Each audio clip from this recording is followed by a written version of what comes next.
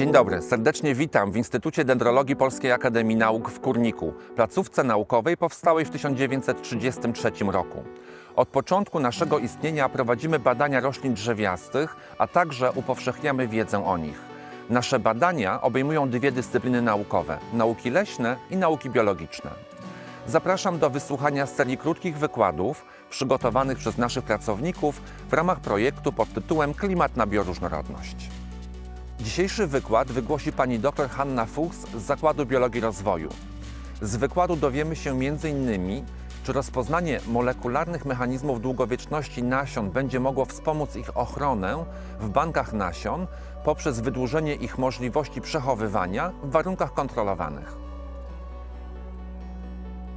Ile lat miało najstarsze nasiono, które z sukcesem wykiełkowało i dało życie nowej roślinie? Odpowiedź na to pytanie to 2000 lat i było nim nasiono judejskiej palmy daktylowej, pozyskane z wykopalisk w pałacu Heroda Wielkiego na Masadzie w Izraelu. Nasiono było przechowywane w chłodnym, suchym miejscu. Palma wykiełkowała w 2005 roku i rośnie do dzisiaj. Takie przypadki to jednak wyjątki potwierdzające regułę, że nasiona z czasem tracą żywotność i zdolność do kiełkowania. Coraz częstsze i dłuższe okresy suszy, wzrost temperatury i anomalie pogodowe mogą powodować m.in. obniżenie jakości zbiorów, problemy z odnowieniem drzewostanów i migracją, a nawet wymieraniem gatunków. W związku z tym ważne jest, aby chronić zasoby genetyczne, np. przez długotrwałe przechowywanie nasion w kontrolowanych warunkach.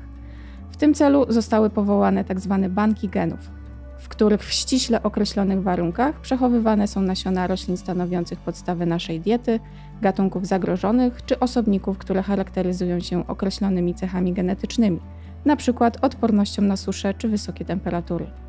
Stoją więc na straży bioróżnorodności w świecie roślin. Najbardziej znanym bankiem w tej chwili jest Svalbard Global Seed Vault, w którym przechowuje się nasiona związane z rolnictwem. Natomiast największym tego typu przedsięwzięciem jest Millennium Seed Bank Partnership, koordynowany przez Royal Botanic Garden Kew w Wielkiej Brytanii. Przechowywane są tam nasiona 25% znanych gatunków roślin żyjących na Ziemi. A w Polsce to np. Leśny Bank Genów Kostrzyca w Miłkowie czy Krajowe Centrum Roślinnych Zasobów Genowych Instytutu Hodowli i Aklimatyzacji Roślin w Radzikowie. Utrata żywotności przez nasiona jest jednym z największych problemów banków genów. Dlatego w Instytucie Dendrologii PAN interesujemy się genetycznymi podstawami żywotności nasion. Znajomość molekularnych mechanizmów długowieczności nasion może dać nam narzędzia do wpływania na osiąganie przez nasiona odporności na przesuszanie i wydłużanie możliwości ich przechowywania. Nasiona możemy podzielić na 3 kategorie pod względem ich tolerancji na przesuszanie i możliwość przechowywania. Ortodoks tolerują podsuszanie do poziomu wilgotności poniżej 7%, znoszą długoterminowe przechowywanie w niskich temperaturach.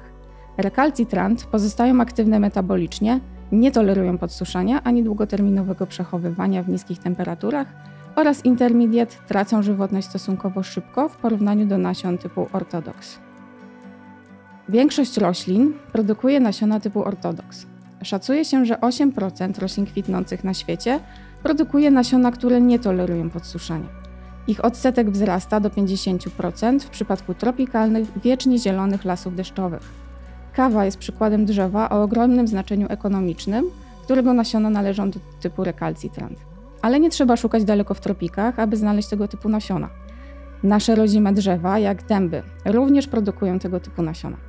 Są bardzo trudne w długoterminowym przechowywaniu, jednocześnie jest to gatunek istotny zarówno z gospodarczego, jak i przyrodniczego punktu widzenia. Zanim przejdę do tematu genów związanych z podstawami tolerancji nasion na przesuszanie, krótkie przypomnienie, czym jest gen i na czym polega jego ekspresja. Gen to podstawowa jednostka dziedziczenia. Pojedynczy gen stanowi fragment DNA, czyli kwasu deoksyrybonukleinowego, zawierający informacje na temat budowy białka lub cząsteczki RNA, czyli kwasu rybonukleinowego. Z kolei od budowy białek zależy kształtowanie się cech organizmu, takich jak budowa różnych struktur organizmu, regulacja procesów metabolicznych czy odpowiedzi na stres. Podstawowymi jednostkami budującymi gen są egzony, inaczej eksony, czyli sekwencje kodujące, introny, czyli sekwencje niekodujące i rejony regulatorowe, promotor, terminator i rejon regulatorowy, który może być rozpoznawany przez czynniki transkrypcyjne. W ogromnym skrócie ekspresja genów składa się z głównych procesów transkrypcji i translacji. Transkrypcja to przepisywanie DNA na RNA. Na matrycy DNA zachodzi synteza cząsteczki RNA za pomocą polimerazy RNA. Matryca, czyli sekwencja DNA, odczytywana jest w kierunku 3' do 5'. Natomiast nowa cząsteczka powstaje w kierunku 5' do 3'. Transkrypcji ulega odcinek DNA od promotora do terminatora. Ten odcinek nazywany jest jednostką transkrypcji.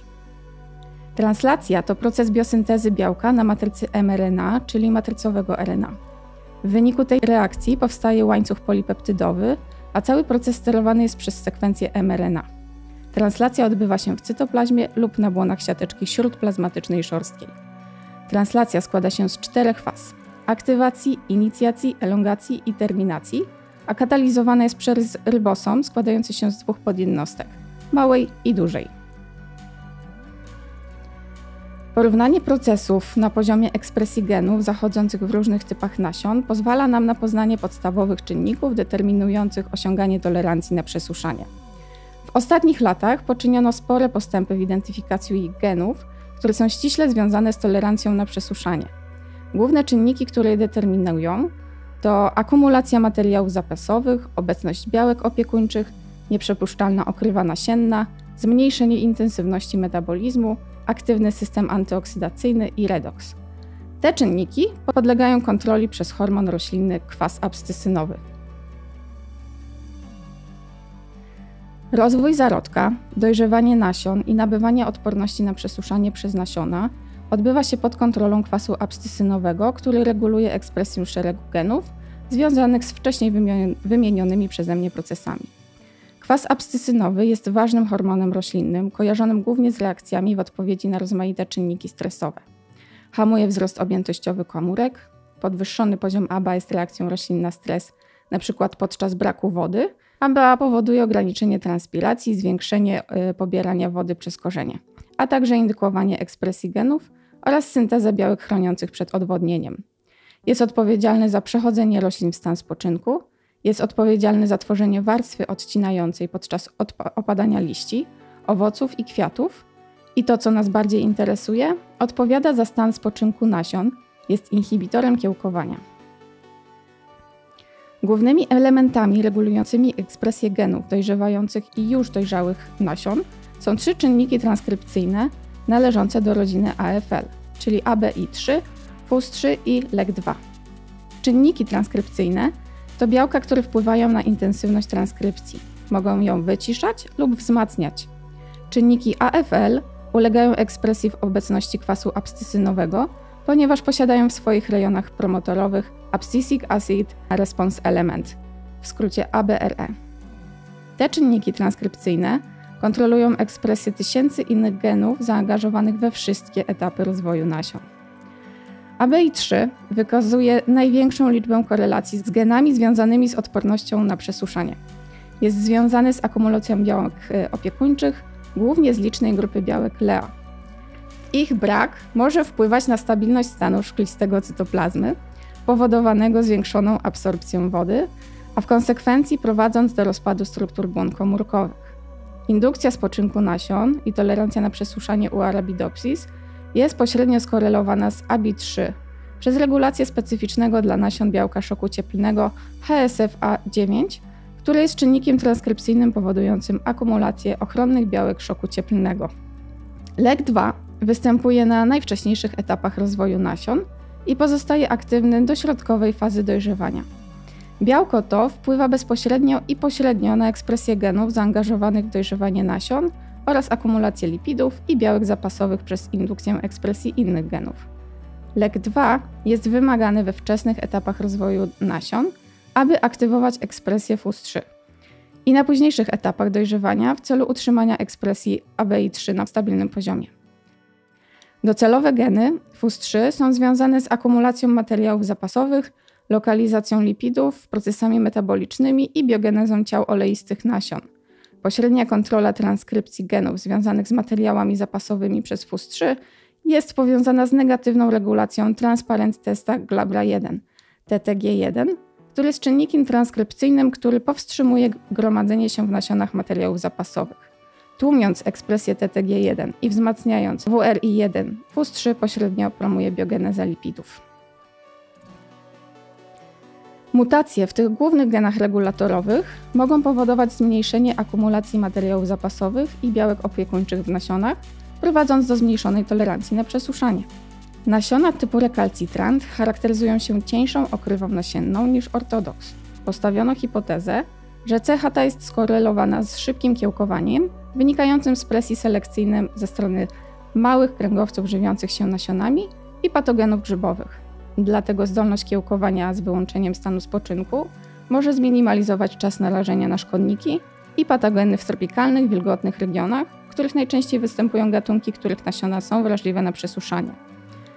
W nasionach typu ortodoks obserwuje się wzmożoną ekspresję czynników transkrypcyjnych COG1 i ATH-B25, które wpływają pozytywnie na ekspresję genów związanych z biosyntezą suberyny, która z kolei minimalizuje przepuszczalność okrywy. Suberyna zapobiega stresowi oksydacyjnemu i starzeniu się nasion przez ograniczenie przenikania tlenu atmosferycznego do nasion. Co łączy zmartwychwstanki z nasionami typu ortodoks?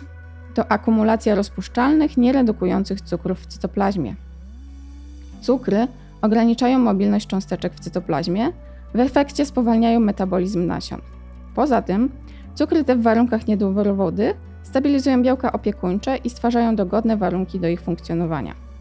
Do akumulacji cukrów dochodzi poprzez wzmożoną ekspresję syntazy stachiozy, syntazy sacharozy, syntazy galaktynolu i 4 epimerazy UDP-galaktozy. Kolejną strategią spowolnienia metabolizmu jest przejście z fosforylacji oksydacyjnej na glikolizę, czyli zmniejszenie zapotrzebowania na ATP. U nasion ortodoks dzieje się to dzięki obniżeniu ekspresji genów związanych z oddychaniem komórkowym i z cyklem Krebsa. Dzieje się to prawdopodobnie pod wpływem kwasu abscysynowego. System antyoksydacyjny jest kolejnym czynnikiem wpływającym na żywotność nasion. Sprawnie działający ogranicza ilość reaktywnych form tlenu, w skrócie RFT, w nasionach, redukując uszkodzenia w błonach komórkowych czy materiale genetycznym. W systemie antyoksydacyjnym możemy wyróżnić 2 warianty. Aktywny, w skład którego wchodzą enzymy takie jak dysmutazy ponadtlenkowe, peroksydazy, katalazy, reduktazy glutationowe i pasywny, składający się z niskocząsteczkowych związków jak glutation, tokoferol czy kwas askorbinowy. Nasz zespół interesują geny enzymów peroksyredoksyn i tioredoksyn, które zaliczają się do systemu aktywnego. Pokrótce wyjaśnię, na czym polega rola tych enzymów w komórkach nasion. Na przedstawionych obrazkach widać modele 3D białek, które nas interesują. Członkowie rodziny peroksyredoksyn odgrywają ważną rolę w regulacji i utrzymaniu równowagi i stanu redoks w komórkach nasiennych. Uważa się również, że białka te zapobiegają kiełkowaniu w niesprzyjających warunkach. Peroksyredoksyny ulegają intensywnej ekspresji podczas rozwoju nasion, szczególnie na etapach związanych z utratą wody podczas późnego dojrzewania i w dojrzałych nasionach w stanie suchym. RFT wytwarzane w macierzy mitochondrialnej są detoksykowane właśnie przez peroksyredoksyny. Tioredoksyny uczestniczą w przynajmniej 12 procesach mitochondrialnych, od procesów związanych z produkcją energii i metabolizmem, po syntezę białek, reakcje stresowe i komunikację z innymi organellami. Tioredoksyny działają w mitochondriach także jako białka opiekuńcze w warunkach stresu oksydacyjnego, czyli wywołanego reaktywnymi formami tlenu. Podsumowując, na długie życie nasiona składa się wiele elementów, a jednym z nich jest ekspresja genów regulowana przez kwas abscysynowy. Hormon ten wpływa na akumulację materiałów zapasowych, obecność białek opiekuńczych, odpowiednią okrywę nasienną, intensywność metabolizmu i aktywny system antyoksydacyjny. Te elementy składają się na nabycie przez nasiona odporności na przesuszanie. Być może wpływając na geny odpowiedzialne za powyższe cechy, uda nam się znaleźć sposób na długoterminowe przechowywanie nasion, które naturalnie nie są długowieczne.